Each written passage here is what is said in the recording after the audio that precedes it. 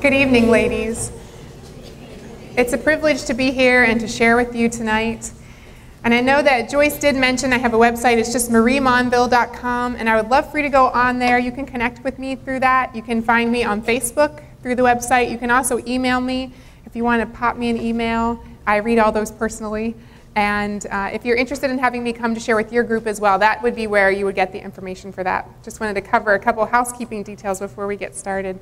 You know, as I was preparing for my time with you tonight and just talking to the Lord about what was on his heart for you specifically, I just kept feeling him say, tell them that I love them.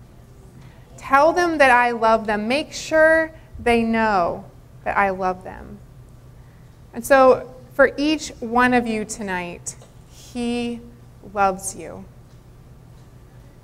And so often I find myself saying this, ladies, that our circumstances do not prove or disprove God's love for us, but his love is seen in the fact that he comes right into the center of our circumstances and walks with us. So ladies, whatever circumstances brought you here tonight, whatever circumstances you left to be here tonight, God's in the middle of that. And whatever might be waiting for you when you go home, whether it's a really great situation, whether it's, you know, a husband who loves you and a wonderful family and all the laundry is done and the house is like spotless. I mean, if that is you, raise your hand, because we all want to know that that happens. But seriously, if you're going home to uncertain circumstances, if you're going home to difficult circumstances, God is right there. He's already there, and he's there while you're here. And so I just ask that whatever was on your heart, whatever was on your mind, whatever happened today, that you would purpose to set that all aside right now. That you would just center your heart in this place of wanting to receive the love of God,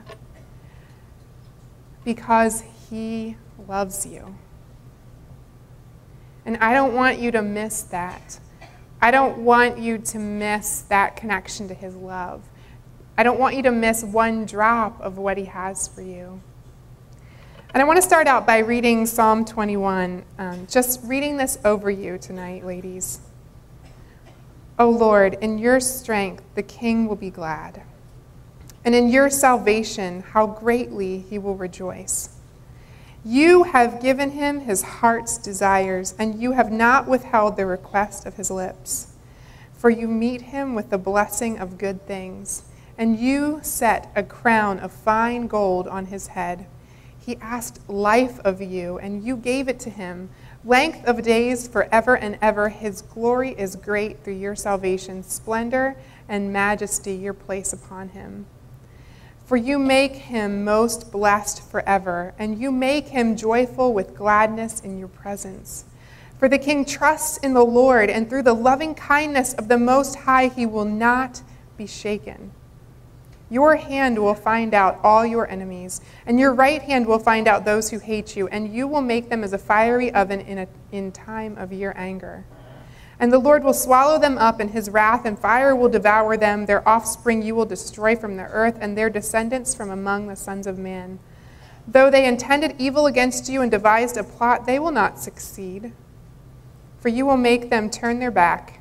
You will aim with your bowstrings at their faces. Be exalted, O Lord, in your strength, and we will sing your praise and your power.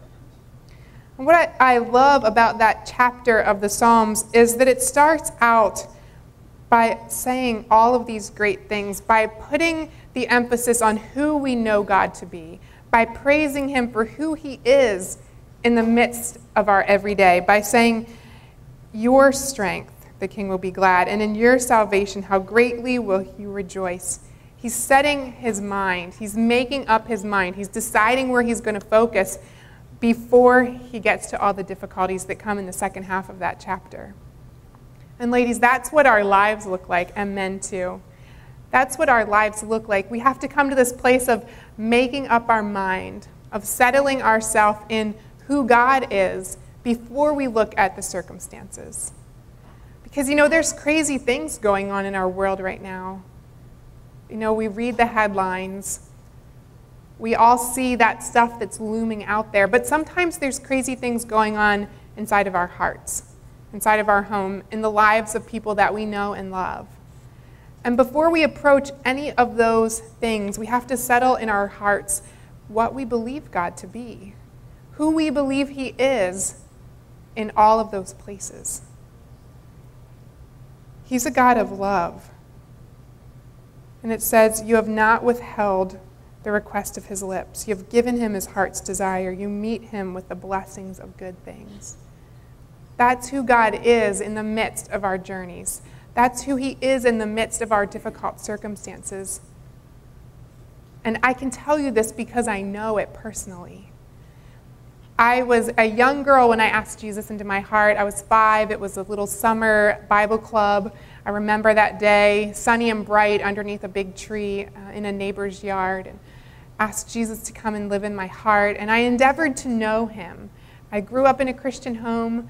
I went to church at this little country church in our town with beautiful stained glass windows. And I endeavored to know the Lord. And I spent, a lot of my life cultivating a relationship with Him, wanting to read the Word, to pray, to go to church. It doesn't mean that I was perfect. It doesn't mean that I never made a bad decision. It just means that I knew God was real. I knew He was there, and I wanted to know Him more. And how we feel about life as a child, I think, shapes so much of what we think life will be as a grown-up. When I was a young girl, what I really wanted most was to be a wife and a mom. Those were my 2 greatest aspirations. There was a time in elementary school when I wanted to be an astronaut, but it was fairly short-lived. Oddly enough, I was afraid of heights at that time. I'm not sure how I thought that would all work out, but I came back to this place where I just wanted to be a wife and a mom.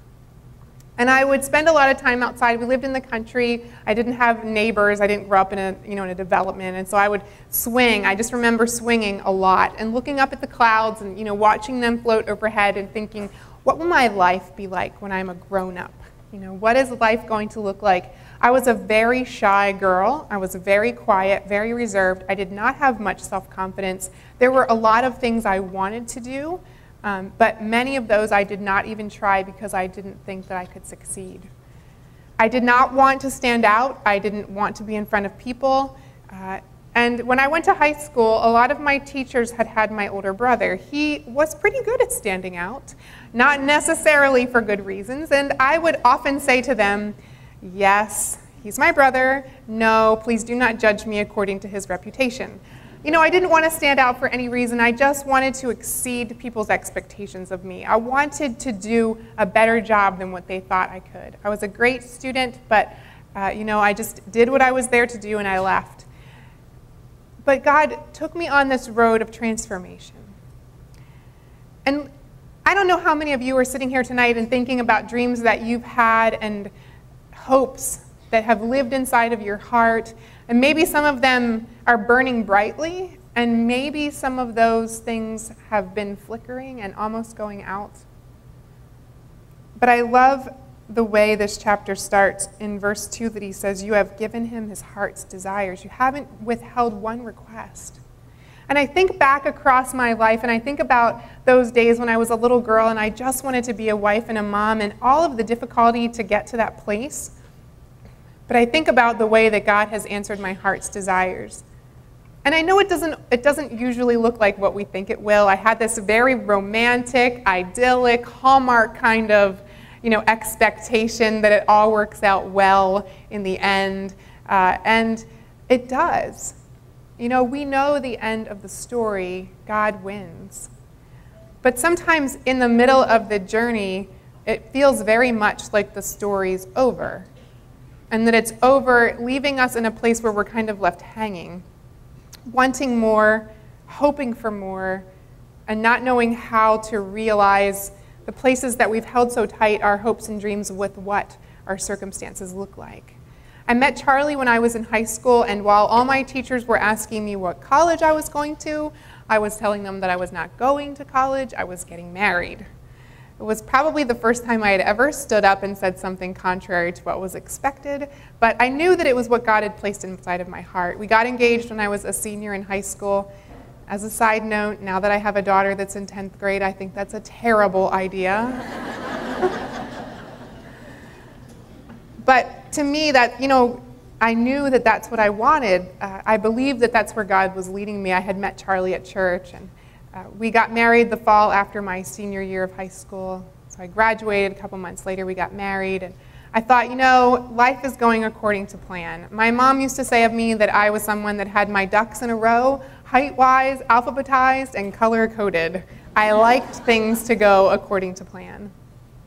And so in that first year of marriage, we started talking about having children. We both were looking forward to starting a family, and we found out in that first year that we were pregnant and thought, wow, life is like a blank canvas. It can be anything we want it to be. And to me, I was check-marking number 1 and 2 off my list. I'm a wife, I'm a mom, how great is this? It's all going exactly according to plan. But I started experiencing complications of the pregnancy around 20 weeks. Our daughter was born premature at 26 weeks of pregnancy, and she only lived for 20 minutes. And for me, that was the first time that I had gone through just a personal devastation, and I struggled with how to find God in the midst of it. I knew that he was real. I knew that he was with me. I knew that he had not done these circumstances to me. This was not God's best for me, but things happen. And I knew that he was allowing me to walk through this place of difficulty, but I couldn't understand why, when all I had dreamt about from the time that I was a little girl was to be a wife and a mom. And how did I come to this place of having my dreams dashed and have to put all these pieces back together, and how would he do that? And so for me, it became a new season of not just experiencing the word and praying and seeking the Lord, but coming to this place of desperation where I had to have him meet me. I had to have him meet me. I needed him to breathe life upon me, to speak to the weariness inside of my heart and to the hopes and dreams that were crumbled, because I wouldn't have been able to read those words and say, he's given him his heart's desires. And I wanted to know how to read verses like that and feel it, even when the circumstances weren't what I thought. And so as I began on this journey with the Lord, I started to realize that I honestly didn't trust God. That I only trusted him if he was going to guarantee me that my circumstances would look the way I wanted. And I knew that that wasn't trust. And I was brokenhearted about that and said, God, how could I come to this place after all of these years with you, all of this history with you, and have to honestly say that I don't trust you? But I knew that as much as I was disappointed in myself, God was not disappointed. He knew this. This was a surprise to me. It was not a surprise to the Lord. And I have to believe that every day of my life, he was waiting for me to come to this place. And so he was saying, Marie, I have been waiting for this day. I've been waiting for you to realize that you didn't trust me so we could fix this. And he wasn't saying, when you get it all figured out, you just come back and let me know. He was saying, I'm here with you, and I'm going to help you learn how to trust me. And I honestly didn't even know what the first step was. But I knew that he would lead me through that. And it wasn't something that changed quickly. It didn't happen overnight. And there were many times that I was frustrated with myself and feeling like nothing was changing at all, because month after month that I wasn't pregnant, there was continual disappointment. But slowly and surely, I felt him depositing joy inside of my heart and helping me to find his joy and helping me to live not from a place of expectation, but this place of expectancy, where instead of having this expectation that my life should look like a certain thing, I just had this expectancy that God was in it and that he was leading me and he was doing something. And there was this really beautiful journey that he brought me on the summer after our first loss. And I was mowing for my grandfather. He said, hey, Marie, you seem to have all this time on your hands. I have all this grass that needs mowed. Why don't you come and mow? And I thought, well, how bad could that be? This sounds like a fun thing to do on summer afternoons, just ride around on the lawnmower. I had done that at my parents' home growing up and thought, I can surely handle this. However, my grandfather liked to have the mowing done one direction one week and the other direction the other week. In all the years since, I don't know how you do that. I just don't. And he would say, I want you to mow in a straight line. Just pick one spot and stare at it and mow to that point. And I would say, okay, but my lines were a little bit wiggly. and I didn't leave skippers. I was very good at maintaining the wiggle. But he would come out and say, Marie, I don't understand what your problem is. Why can't you just stare at this one spot and mow to it? And I'd say, well, I try, but I get distracted because it all looks the same. And so whether it's a bird or a car or my own thoughts, I just can't mow in a straight line. But I just figured if I am cutting blades of grass that have yet to see the mower deck, it is all good. But more than that, it was a time for me to be with the Lord. I just put on my headset, listened to some worship music, and just spent time with Jesus. And it was amazing. It was a place where I found such great life on the riding mower. And there was one song in particular that became an anthem for me that summer, and the chorus said, I delight in you, you make my heart jump. And I knew that that was it. That was the secret to where I needed to be, that I could be in this place where my heart was so aligned with the heart of God that his heartbeat was my heartbeat. And that it wasn't about my circumstances, but it was simply about God and feeling his love and walking out life right where I was. And allowing him to help me find joy in the midst of that.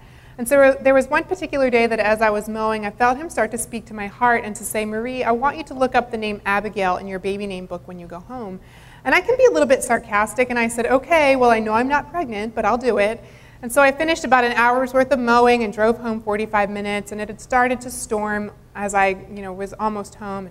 So I ran inside between the raindrops and up to our partially finished nursery and sat down on the floor. My heart was pounding as I went through the pages of this book. And when I got to the name Abigail, it was a book that didn't just give the meaning of the name, but it also gave a scripture reference. And the reference to go with that name was Psalm 37:4. Delight in the Lord, and he will give you the desires of your heart. And I suddenly felt like the anthem that I had been singing all summer came alive inside of me in a new way. That it wasn't God saying to me, whatever you want, I'm going to give you. But he was saying, when you are at a place where you so delight in me, the desires that I have for you will become the desires that you have too. And I felt him promising me that I would have a daughter and that we would name her Abigail. But at the same time that all of this was happening, I was kind of sitting there saying, God, was this you? Did this really just happen? I'm not making this up. But saying to him, I need you to confirm this for me. I need you to show me that I have heard from you and that you are giving me this promise, because I've just come out of this whole place of wanting you to fulfill my expectations and feeling you say to me, just stand here with arms outstretched, wide open. Don't hold things tight in your hand, but just let me be God. Let me lead you through this. I finally let go of this whole pregnancy thing, and I feel like you're speaking this to me, and I have to know it's you. And as the storm passed, I said, I just want a rainbow. I just want a rainbow. And I went outside, and there was a rainbow right over our neighborhood. So I took all these pictures of it, because to me that was the confirmation of my promise. And it didn't happen right away. We actually experienced a second loss after that encounter with the Lord. And I knew that although my circumstances did not look like the promise God gave, that did not mean the promise would be unfulfilled, because he is a God who keeps his promises. I knew that he was. And I knew that even though my heart was broken and I was disappointed, I could still trust him. But at the same time, I was really done with the whole pregnancy thing. And I thought, let's just do something else for a while. And so I got a job and went back to work. And a couple months later, I found out that I was pregnant. And I thought, okay, this is it. I know this is it. This is going to be Abigail. And people would say, are you having a girl or a boy? And I'd say, I'm having a girl. And they would say, oh, did you have an ultrasound? And I would say, no, the Lord told me so. And it was a beautiful journey of continuing to develop that trust relationship, because all I had known up to that point was just pregnancy loss. I never knew a beautiful, wonderful outcome of holding your child and taking them home with you from the hospital. And I knew that I could spend every day worrying about what might happen, but I knew that that wouldn't change anything. It would just rob me from enjoying this season with the Lord. And so I endeavored as much as possible to just put my faith and trust in God and take it one day at a time. And Abigail was born on her due date. She's now my 15-year-old that's in 10th grade, and if I don't wear heels, we're about the same height. And so for me, I can look back across my life and I can look at Abigail and I can say, God, you are so good. And you do fulfill every one of your promises. And after Abigail, we had Bryce a couple years later, and then we had Carson a few years after that. And to me, it wasn't like every day was this mountaintop, experience of living out my ultimate dream. Being a wife and a mom certainly has its own set of challenges, but I knew that I had received from the Lord everything that I had asked him for, and I loved it. And God had met me so powerfully and brought such incredible healing over my heart that even though there were times that I still missed Elise, that I still, mourned the loss that we had, I could also balance that out with the joy of what God had done. But unfortunately for Charlie, he had not come to that same place. And so on October 2nd, 2006, the day that he went into the Amish schoolhouse, he went there with the brokenness and the anger that he had been holding towards the Lord for almost 9 years. Out of this place of complete desperation inside of his heart that he had not allowed God to bring healing to. And there would be times where I could see him being really reserved or a little bit depressed. It never lasted more than a couple days. It didn't interfere with his ability to go to work or to connect with our kids, but it changed our relationship. And I would say to him, just talk to someone, anybody. You could talk to me, our family, our pastor, a doctor, just talk to someone, because I knew how it felt when I carried the weight of my sorrow on my own, and I knew how it changed when I just shared it with one person. And I knew the lightness that God brought by me knowing that I didn't have to carry it all alone, and I wanted that for him. And he would always say the same thing, no, I can handle it. But I knew that there was a wall growing inside of his heart between him and the Lord. And I could feel that wall impacting our marriage. Because you can't just create a wall and think you're going to keep one thing out. It changes everything. And so he called me that day and said, I'm not coming home. And I could tell by the sound of his voice that he was serious and that I would never see him again. And so on one hand, I'm listening to that conversation, trying to understand things that just do not make any sense. But on the other hand, I'm stuck on that very first phrase and trying to grasp that everything I've ever held true about my life is now over. And I didn't know what was going to happen. I certainly did not expect it to involve other people, much less children, but I was concerned about him taking his own life. And I was pleading with him not to do whatever he had planned and saying, there has to be another way. There is always another way. Don't do this. And my pleas went unanswered, and finally he said, tell my family, that I love them, and there's a letter for you on our dresser. And so as we hung up the phone, I went and got the letter, and as I read it, I thought, I've never seen a suicide note before, but I am sure that this must be one. And so I called 911 right away, thinking, well, perhaps, even though I don't know much, maybe I can do something to intervene.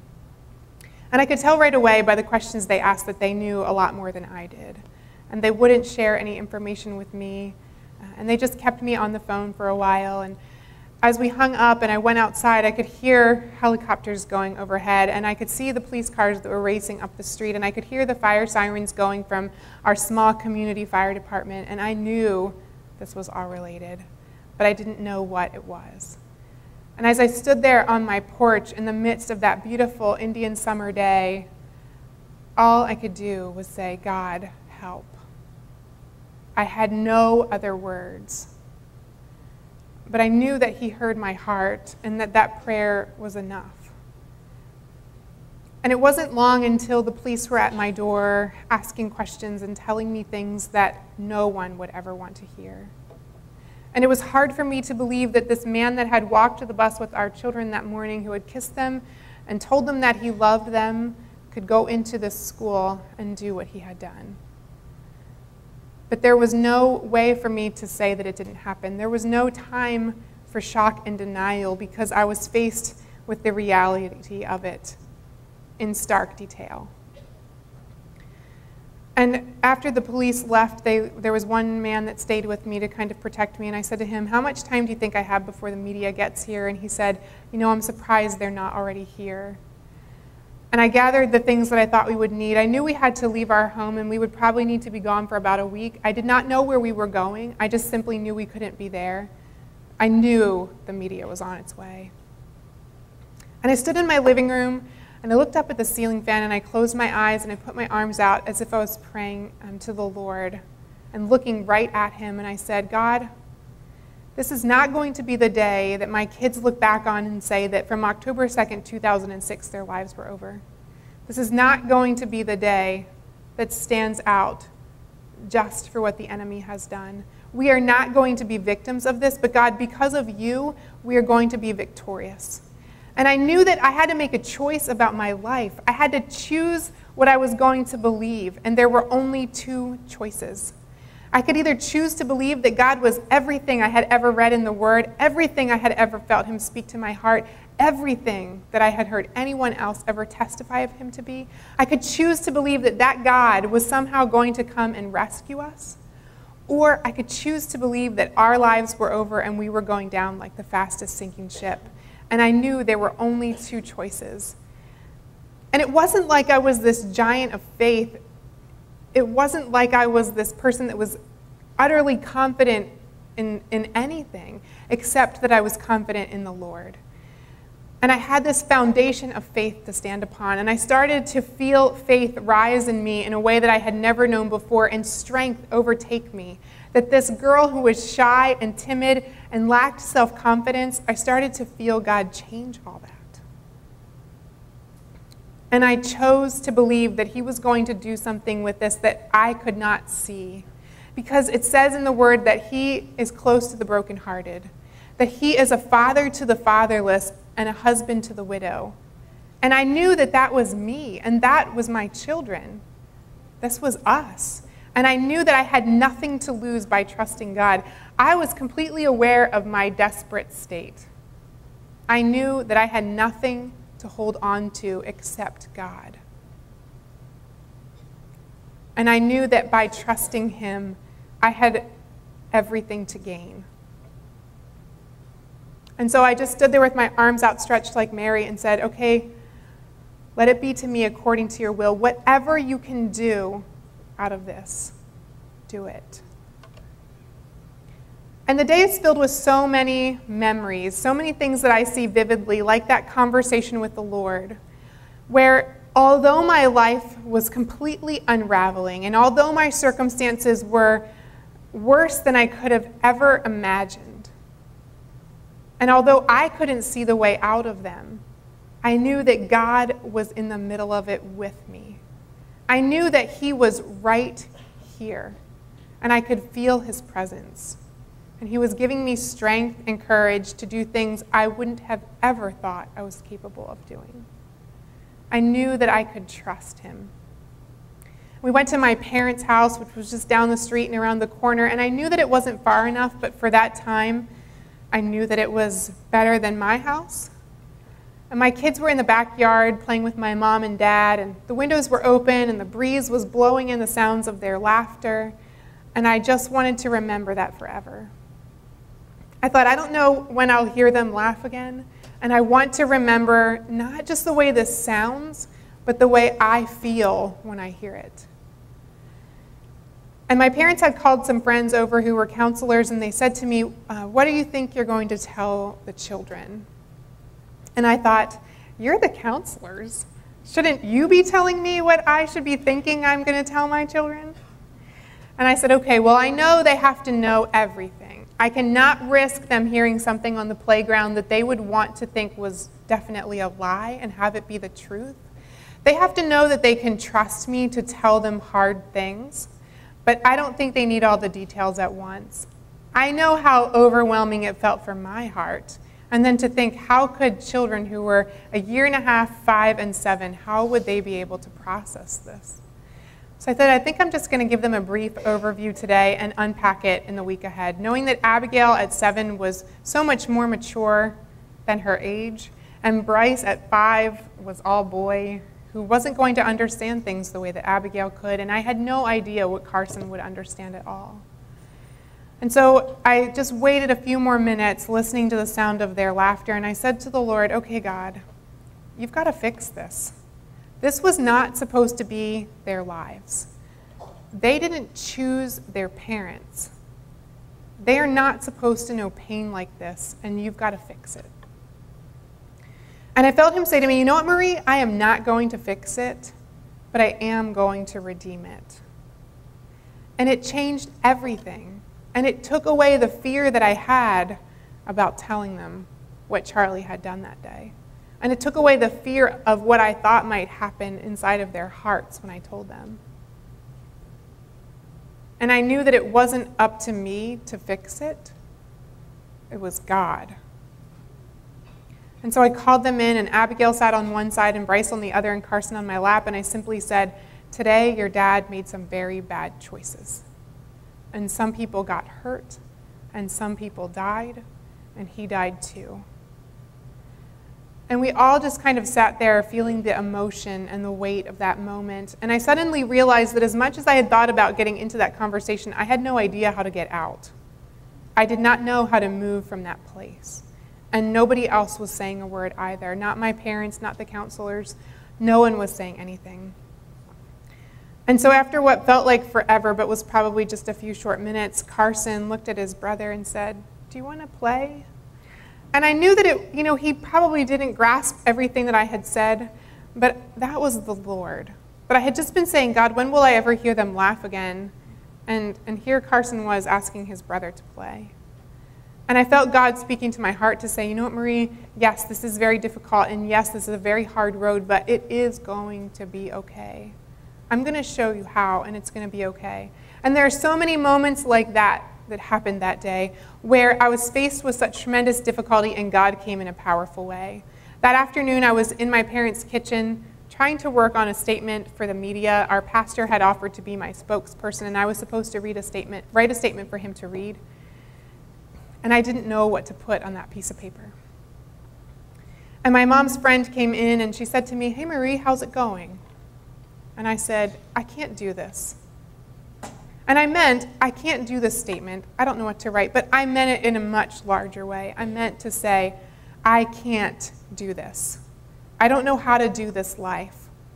I don't have any answers for the questions that people are asking me. I have unanswerable questions of my own. How do I be a mom to these children? How do I lead them through this? I don't know how to do any of this. And she said to me, "You know what, Marie? It's okay. I don't think this has ever been done before, and whatever choice you make will be the right one." And I don't think she realized in that moment how powerful that statement was to me. But I don't think there's been a day that's gone by in the 8 years since that I haven't thought about the tremendous impact that she had on me. The weight that she took off my shoulders by me realizing again, this is not about me.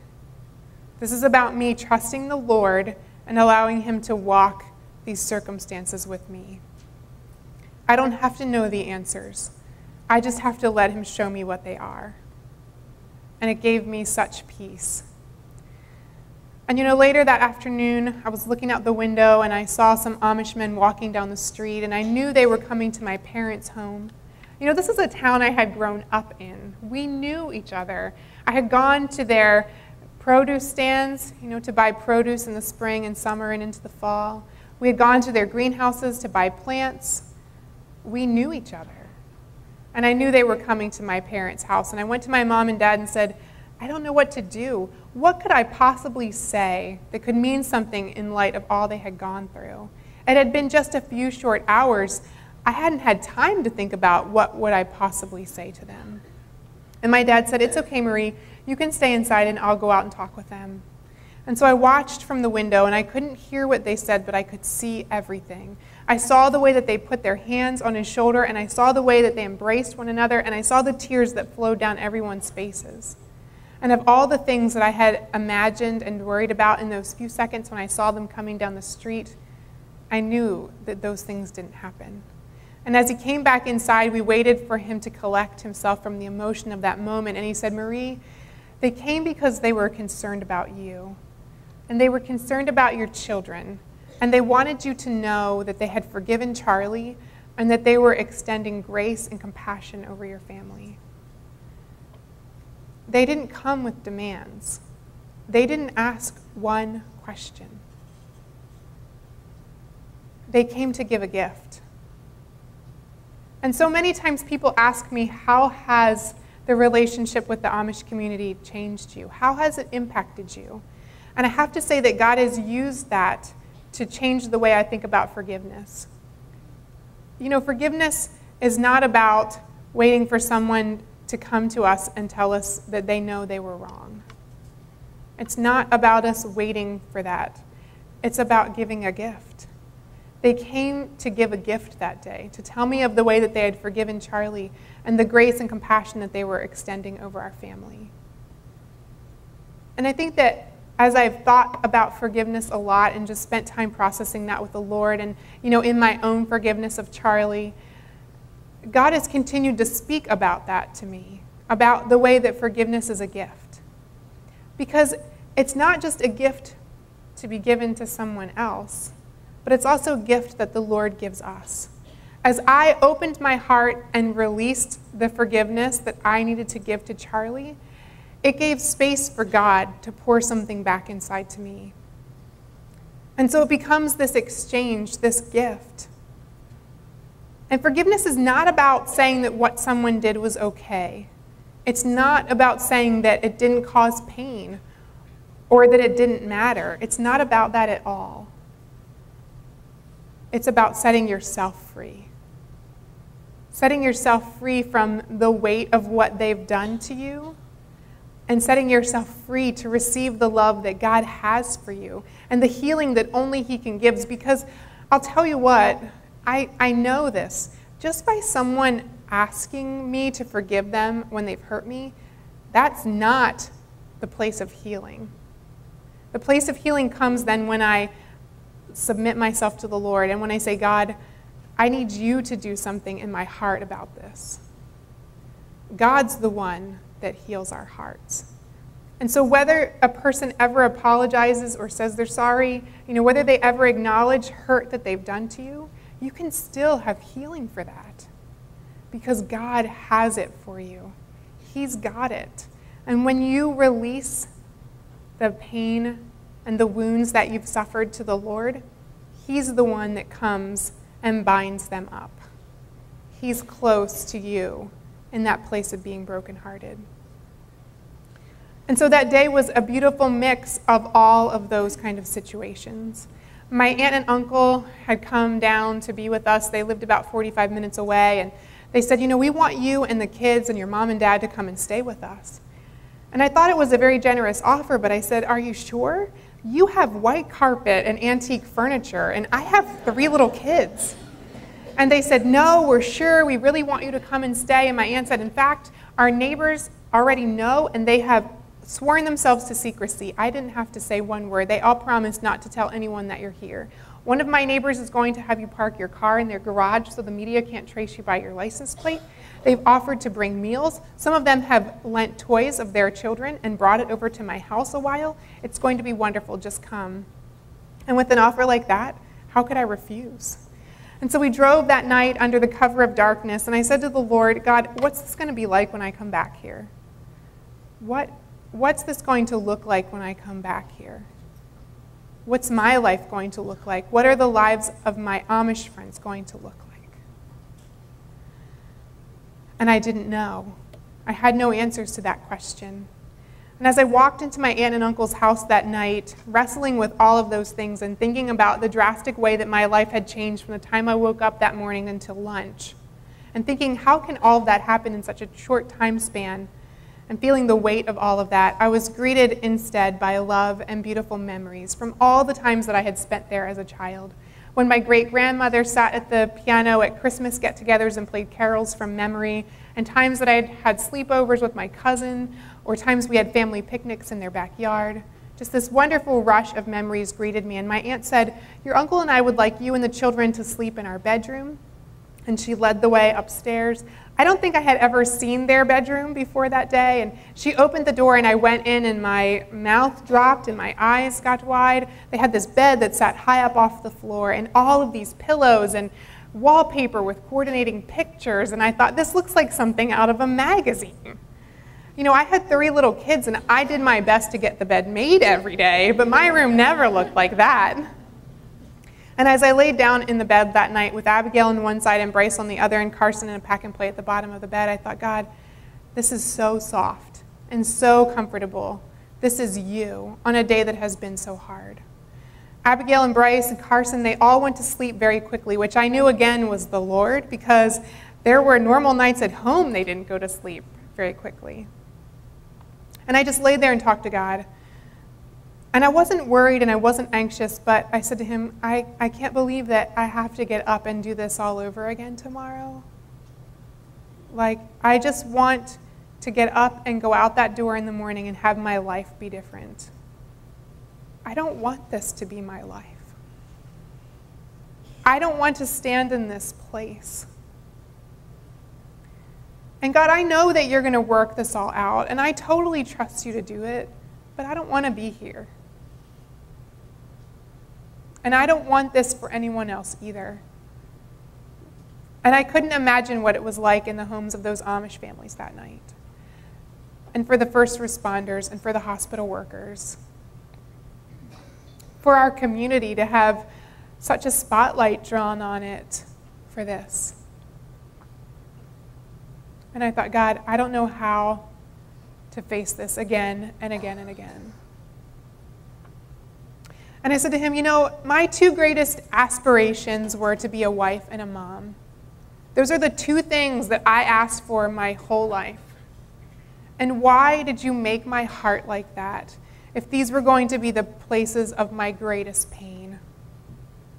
Why did you create me like that if this was going to be what I would know? And it wasn't that I wanted him to give me a concrete answer to that question, and I didn't feel him answering me in that time. It wasn't about the answer. I just needed to know that he saw my heart. I needed to know that he saw the pain, and I needed to know that he was going to do something about it. And I felt his presence, and I said, okay, God, you know that I don't pray big prayers.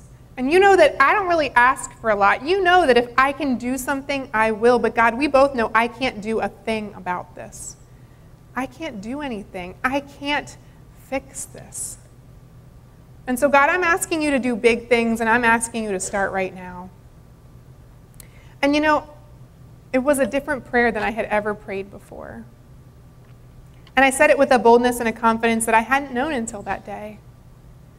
And God was beginning to show me new things about who I was. That this girl that I thought I was my whole life, maybe she really wasn't the truth of who I am.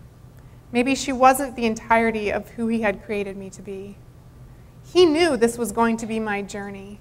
He knew that these circumstances would be my life. And I looked back across the landscape of my life and across all those places where I had met the Lord, across that journey to finally hold Abigail, and across the hard and beautiful days since that, and thought, God, I can see how you have woven this all together. That while I thought those were all just solitary single places, you've woven it all together. And I can see the way that you were leading my heart and preparing me for this day. And I have this foundation of faith to stand on, but it doesn't take the pain away. And I don't think I needed to pray that prayer. I don't think he needed me to ask him to do big things in my life. He didn't need my permission to do what he had planned, but I needed it. I needed it because I needed to have him change my perspective. I needed to live with eyes wide open to see all that he would do. I needed to have this expectancy of him doing big things. And it's not that I love going through hard days. I do not like hardship any more than anybody else. But I've come to see the beauty that God does in the midst of that place. In the midst of my place of desperation, I could see him more clearly than I had ever seen him before. I didn't have anything else to hold on to. I just had the Lord. And it's made me want to live my life like I'm still desperate in the same way. That even though my circumstances are different, that my heart wants to live from this place of saying, God, I know I need you. Just like that song says, every hour I need you. Because if I'm lulled into this false sense of security because my circumstances are good, where have I left God in the midst of that? I need him. And he started to show me new things about my life. And I felt like I had a second chance. that life truly could be anything I wanted it to be if my heart was connected in the right way to the Lord. And it didn't mean that I didn't feel the pain and I didn't feel the loss, but I started to feel him speak to me about the transformation that he promised. And I didn't know what he would do with my circumstances, but I knew that he would help me be okay with them, and that he would help me find joy in them, and he would help me be a good mom to my kids. And when we went back to our home that following week, and I sat down that night with the Lord, that first night back, and had this conversation with him, I said, okay, God, I know I'm going to miss a lot of stuff. I know there will be things that I forget to do. I just don't want to miss an opportunity to connect my kids' heart to you.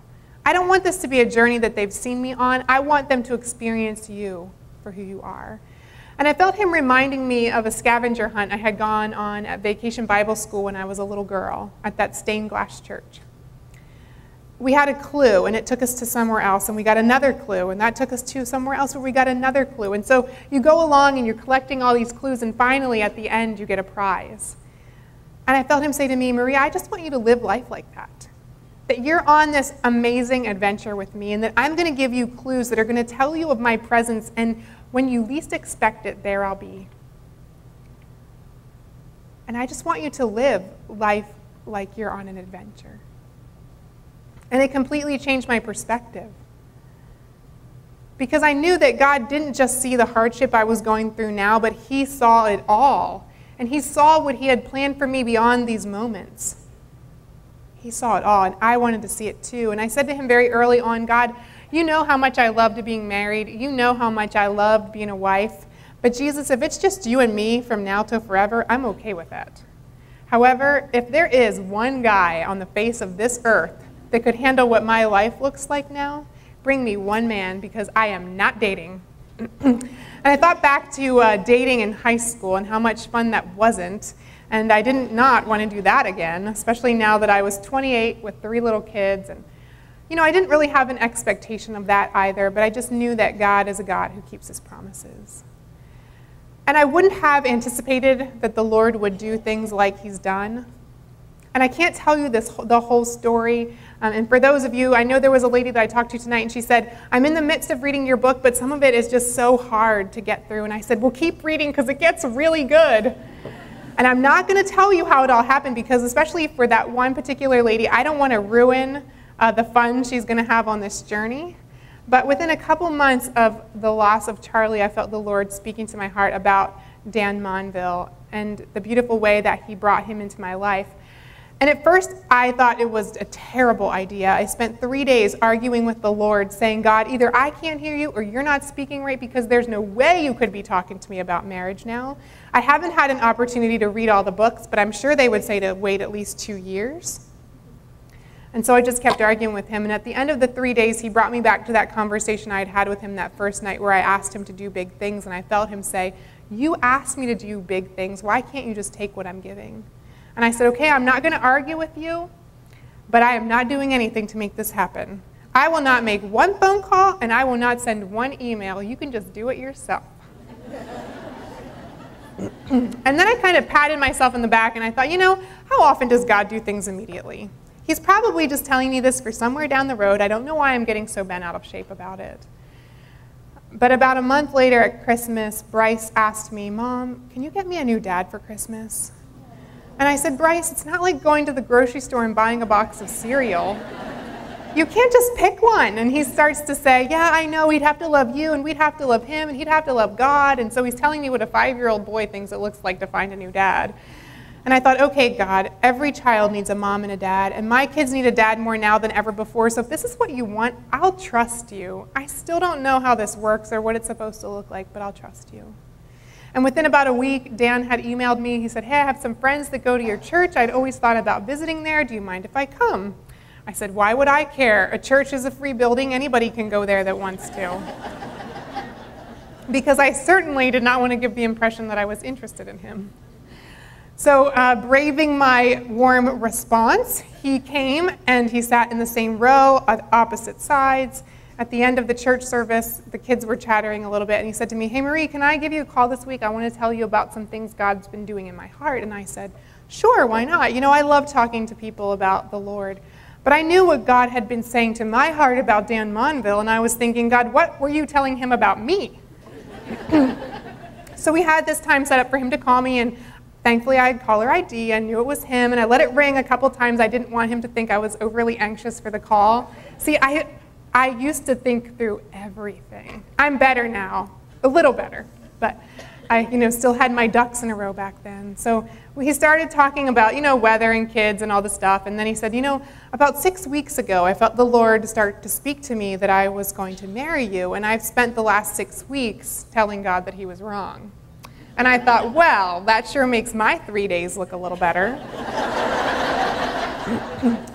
And I started to think, I don't know how brave or how crazy you have to be to call up some woman that you barely know and tell her that you think you're supposed to marry her, but if he ever stops talking, I'll tell him what God said to me.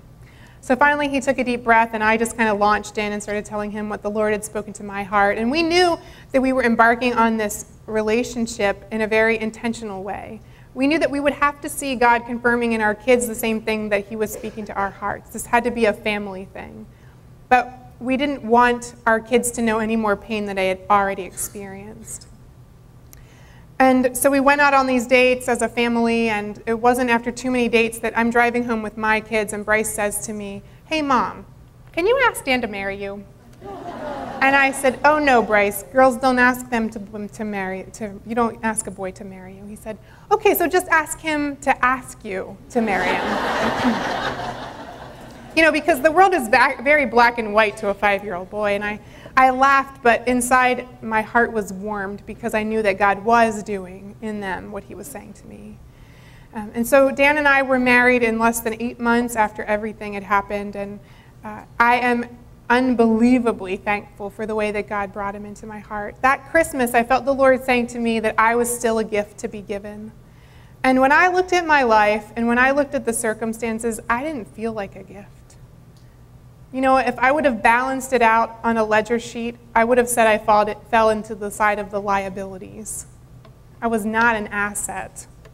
These circumstances were not an asset. But I felt the Lord saying, "Marie, you're looking at this all wrong, and you and your children are still a gift to be given." And, it's been an amazing journey. We've had some very high highs and some very low lows.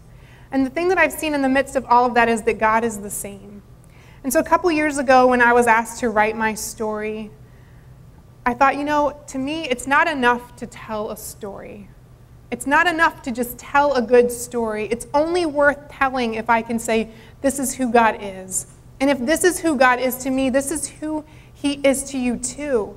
Because he's done these amazing things in my life. He has brought this incredible redemption, and not just over me, but over my kids. They're amazing. Our blended family is just really beautiful. I love the way that God's blended us. But he didn't do it because he looked on me with pity, and he didn't do it because I was more special than someone else. He did it because he loves me. And if he's promised this redemption, and if he's brought this redemption over my life so that I can come to this place and say, "You have given me my heart's desires. You have not withheld the request of my lips." If I can say that, I know that wherever you are on your journey, the Lord has a plan for you to be able to say that too. And so for me, telling the story through the book or sharing with you tonight, it's for the same purpose, to say, this is the hope that I have. In the midst of days that I have now that are still very hard and sometimes shake me to the core, I know who God is.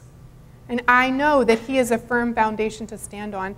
And the thing that I know is true about life is that we're all the same. While our circumstances vary greatly, we know the same feelings inside of our heart. Life is the circle. It's life and love and loss, and it goes around, and we all go around with it. We will all experience pain and brokenness. I wish it wasn't so, but it is. I've lost children. I've lost a spouse. I've lost my father. I know loss.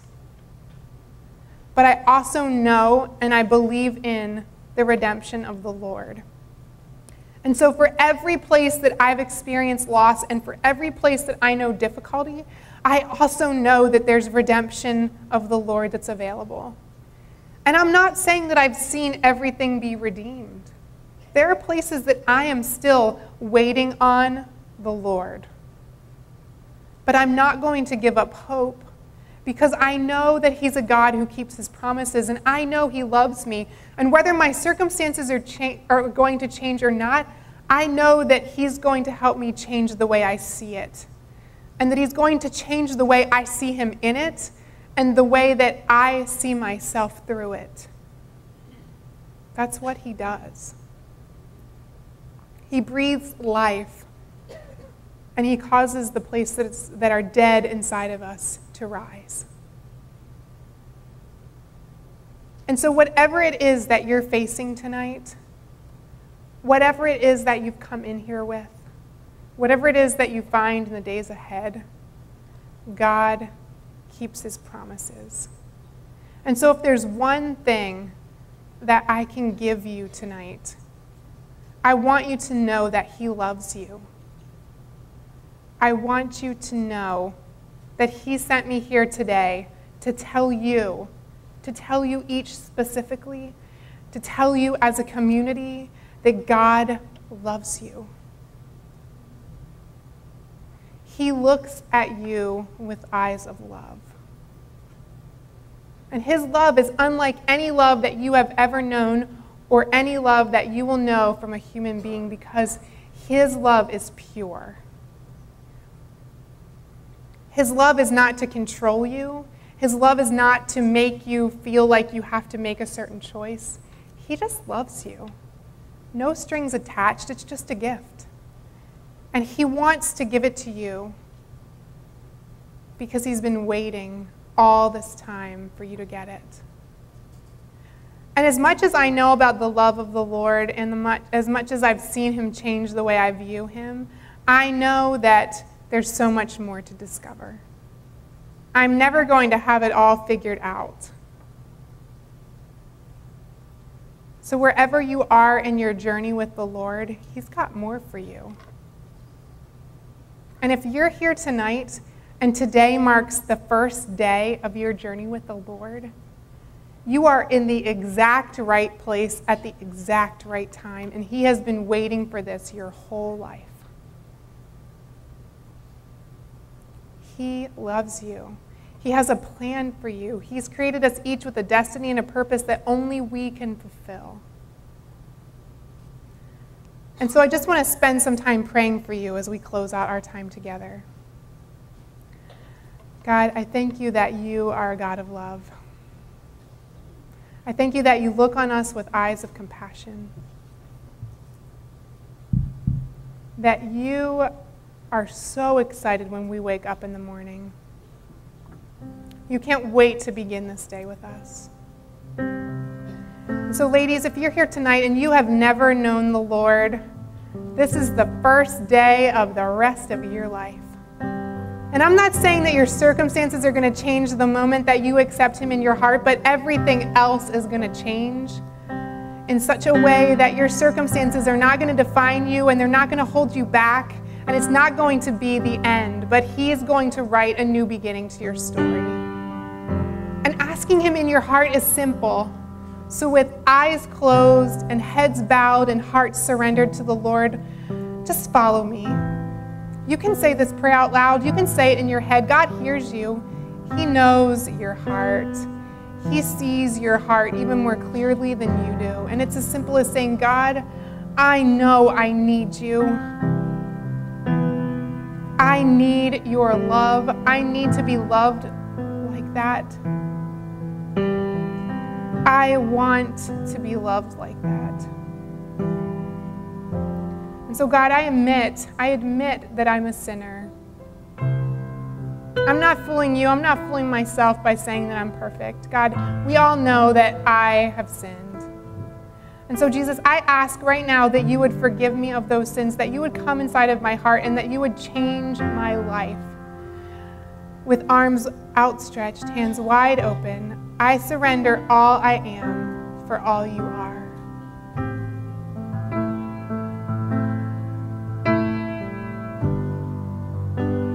ladies, just let his love fill you. God, I ask that your outpouring of love right now would be so tangible, so real. God, that we would feel you in a way that we have maybe never felt before. God, wherever we are in our journey with you, let this be the day that started something new and fresh and beautiful. For all the hearts that are weary and need refreshed tonight, God, would you pour out your living water upon us? And would we be like that dry and thirsty ground that just can't soak it up fast enough?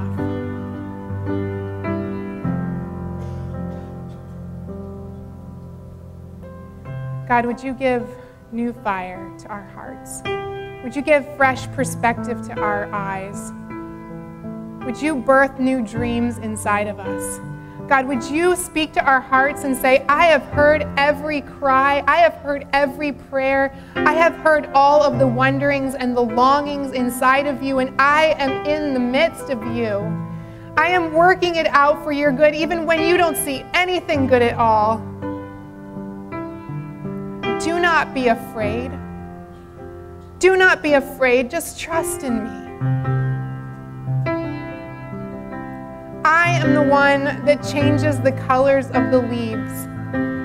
I am the one that creates beauty around you. And if I can do all that, what more can I do inside of your life?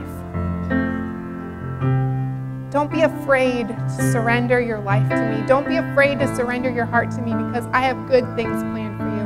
And ladies, I can testify of this. Although my circumstances might not have been what I wanted, I have never been disappointed.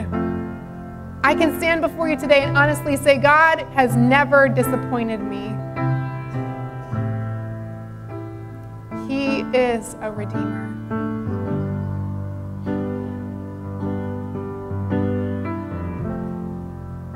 And wherever we are in our journey, He's got more for us. So God, I ask that you would just continue to pour out your love in radical, transformational ways. Whatever you need, He is. And so God, I ask that you would release healing tonight, that you would release emotional healing, physical healing, God, healing over finances and circumstances and relationships.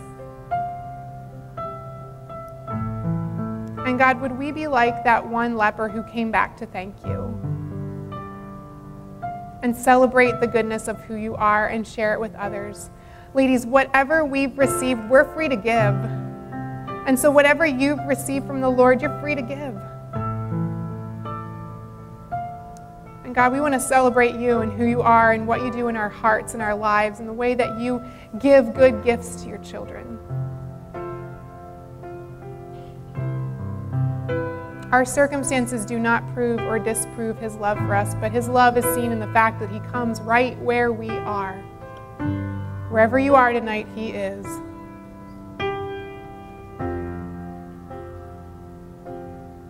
And God, as we leave here, I just ask that you would continue to help us develop deep and meaningful relationships, not just with you, but also with the people that we came with. God, help us to be real. I pray that the conversations would be sweet and that we would be willing to be vulnerable with one another, that we would bear one another's burdens and lift each other up, that we would know we're not in this alone, we're not doing this by ourselves. And especially, ladies, for those of you that have asked Jesus in your heart tonight, I ask you to share that with someone.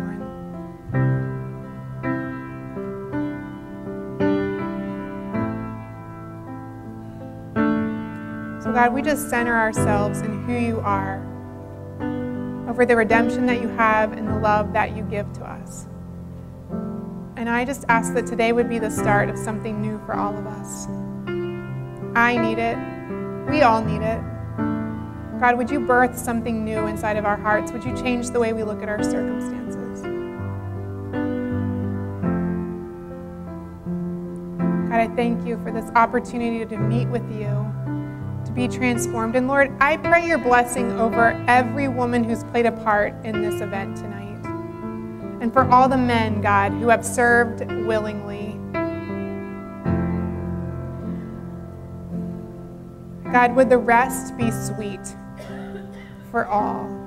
For all who have worked tirelessly, I ask that you would give them abundant rest tonight. And that you would speak to their hearts and encourage them in the impact that they're having for your kingdom. Ladies, God is cheering you on. Each one of you in this room, whether you played a part in making this event happen or you just came, all in the cafeteria, anyone who's watching the DVD, God loves you. It's not an accident that you're here. He loves you. And so I pray that you would feel his lavish grace and mercy rest upon you, that it would transform your life, and that you would see that he has redemption purpose for you. God, I thank you for your great love, that we could never get to the end of